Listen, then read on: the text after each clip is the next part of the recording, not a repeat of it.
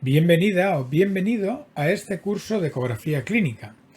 En este tema vamos a abordar qué es lo que ocurre cuando el ultrasonido va interaccionando con los tejidos, va atravesando diferentes tejidos. Bien, el ultrasonido lo que hace es atravesar el tejido a diferentes velocidades en función de la densidad de cada una de esas estructuras. O podemos también hablar de una diferente velocidad de transmisión. Es decir, cada uno de los tejidos ofrece una diferente resistencia al paso del ultrasonido. Y esto lo vamos a llamar impedancia acústica. Cada tejido va a tener su diferente impedancia acústica.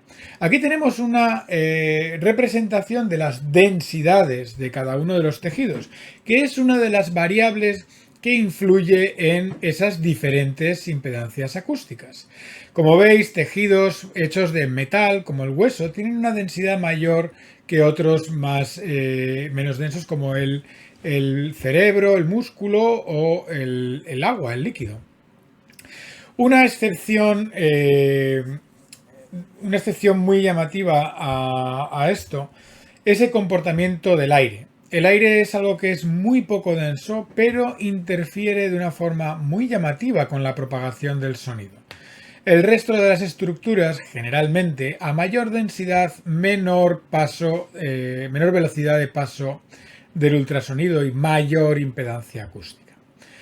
Bien, vamos a ver las imágenes en ecografía porque las estructuras que interrogamos tienen una diferente impedancia acústica. Eso va a hacer que el comportamiento del ultrasonido al pasarles le cueste más pasar cada una de ellas y vamos a ser capaces de distinguirlas porque cuando hay dos cuerpos de una impedancia diferente, parte de ese ultrasonido se va a reflejar y nos va a dar la imagen en el ecógrafo. Bien, aquí tenemos un corte del hígado en sentido transversal en el que somos capaces de ver la pared de la vesícula biliar, que es más hiperecogénica, que en la bilis, que es completamente anecogénica. Vamos a hablar luego de estos términos, de por qué llamamos a hiper o hipoecogénico. Y el parénquima tiene una densidad también diferente. Es de un tono de gris diferente, es un poco más claro que la bilis y un poquito menos claro que la pared de la vesícula biliar. Todo esto lo vamos a graduar en una escala de grises en función de la intensidad del eco que recibe el aparato. Si es menor, cuanto menos intensidad reciba, más oscuro, más negro, y cuanto mayor intensidad, más blanco. La ausencia absoluta de eco, de intensidad, le llamaremos de forma singular, le llamaremos anecogénico. Bien, vamos a pasar a la nomenclatura. Como hemos dicho, vamos a distinguir estructuras por contraste con estructuras adyacentes. Luego tendremos que describirlas en relación a lo que los rodea, exceptuando las que sean anecogénicas, que directamente no van a producir ningún eco y las vamos a ver negras.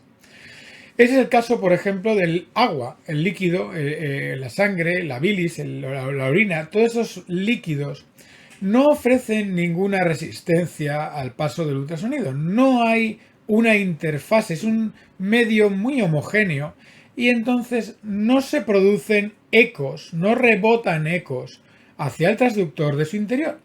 Por lo tanto, vamos a verlos como estructuras completamente anecogénicas. No hay una producción de ecos en su interior, es completamente negro.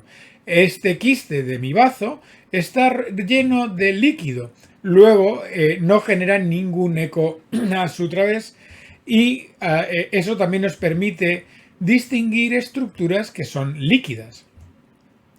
Bien, vamos al siguiente paso, que es las estructuras que producen una reflexión muy intensa, producen ecos de una intensidad muy alta y por tanto se van a codificar muy brillantes, muy blancos en la imagen, lo que vamos a llamar como hiperecogénicos. Por ejemplo, una piedra, una litiasis, es un cuerpo metálico muy denso que hace que prácticamente la totalidad de, el eco que le impacta, el ultrasonido que le impacta, lo devuelve como un eco de alta intensidad y prácticamente no hay paso del ultrasonido a través del cuerpo. Este es un hígado con una litiasis biliar en la que vemos el contorno de esa litiasis porque la práctica totalidad de los ecos del ultrasonido que impacta a esta litiasis lo devuelve en forma de eco y prácticamente nada pasa a través de la litiasis. Bien, y la tercera nomenclatura, cuando nos vamos a referir a ese tono de gris de cada estructura, vamos a llamarla hipoecogénica. Como os habéis dado cuenta, siempre son hiper o hipoecogénica en relación con lo que está alrededor. Es decir, aquí tenemos un hígado nuevamente con una litiasis biliar en la que el ultrasonido se devuelve, produce un eco de diferente magnitud o intensidad en función de que lo que impacte sea la piedra, en ese caso será muy intenso, o el parénquima hepático, en el que será una intensidad menor, luego lo llamaremos hipoecogénico respecto de la litiasis. Esta misma imagen la podríamos llamar hiperecogénico respecto de la bilis, pero realmente generalmente hablamos de las estructuras más singulares o cuando comparamos una estructura que está en un parénquima solemos compararla con el parénquima que lo rodea.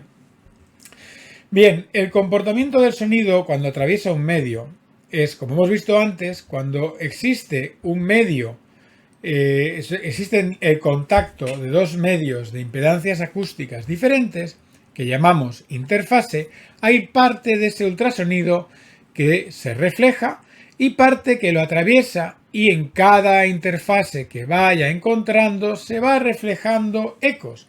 Pero estos ecos son de una intensidad progresivamente inferior, porque a medida que va atravesando los tejidos y produce parte de reflexión de ese ultrasonido, hay otra parte que se dispersa y hay una parte que se absorbe en el cuerpo en forma de calor. El calor es de despreciable intensidad, es decir, no va a ocurrir ningún problema por esa pequeña absorción de calor con el ultrasonido, exceptuando en la retina, en la que existe un riesgo a nivel teórico al utilizar ultrasonidos de alta frecuencia para evaluarla. Pero bueno, esto ya lo veremos cuando hablemos de la ecografía ocular. Bien, el ultrasonido hemos visto que prácticamente lo que hemos visto hasta ahora es que se comporta como un rayo, pero en realidad el ultrasonido es un conjunto de haces de distribución tridimensional con una morfología como en reloj de arena. Y parte de estos haces puede que no sigan la misma dirección.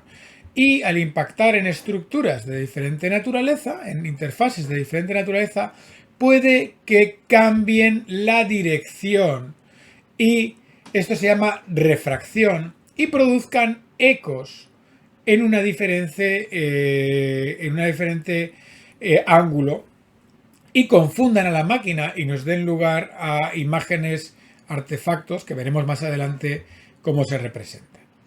Bien, esto es un poco el comportamiento del sonido, del ultrasonido, cuando va atravesando el cuerpo del paciente. En la siguiente lección vamos a abordar estos particulares comportamientos que producen imágenes un poco aberrantes que llamaremos artefactos y cómo sacar provecho de ellos, cómo poder utilizarlos para intuir las propiedades de esos tejidos que está impactando el sonido.